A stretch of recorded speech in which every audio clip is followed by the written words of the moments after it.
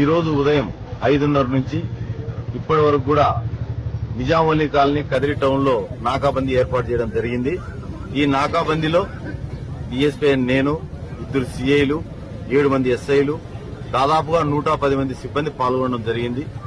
అంతా సిబ్బంది అంతా కూడా బృందాలుగా ఏర్పడి ఎక్కడెక్కడైతే అనుమానాలు ఉన్నాయో వారి ఇళ్లన్నీ కూడా తనిఖీ చేయడం జరిగింది. దీని యొక్క ప్రధాన ఉద్దేశం ఏమంటే, మనం కదిరిలో గంజాయి కట్టడికి ఆల్రెడీ కొన్ని చర్యలు తీసుకుంటున్నాం. గంజాయి కట్టడిలో భాగంగానే ఈ రోజు ఈ నిజాంవల్లి కాలనీలో చాలా అనుమానాస్పద ప్రాంతాల్లో సోదా చేయడం జరిగింది.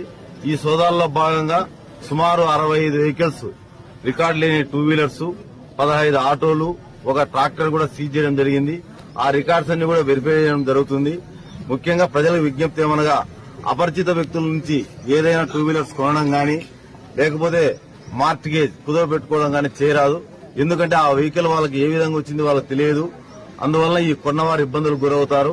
అంతేకాకుండా నిజాంవల్లి కాలనీ వాసులందరికీ తెలియజేయడం ఏమనగా, గంజాయి కొనడం గాని తాగడం గాని ఎట్టి పరిస్థితుల్లో చేయరాదు. ఆ విధంగా చేస్తే వారిపై కఠిన చర్యలు తీసుకుంటాం. ఆల్రెడీ కొంతమంది గంజాయి అమ్మేవారు ఈ ప్రాంతంలో ఉన్నారు. వారి మీద ప్రత్యేక నిఘా ఉంటుంది. వారిపై షీట్లు కూడా ఉన్నాయి.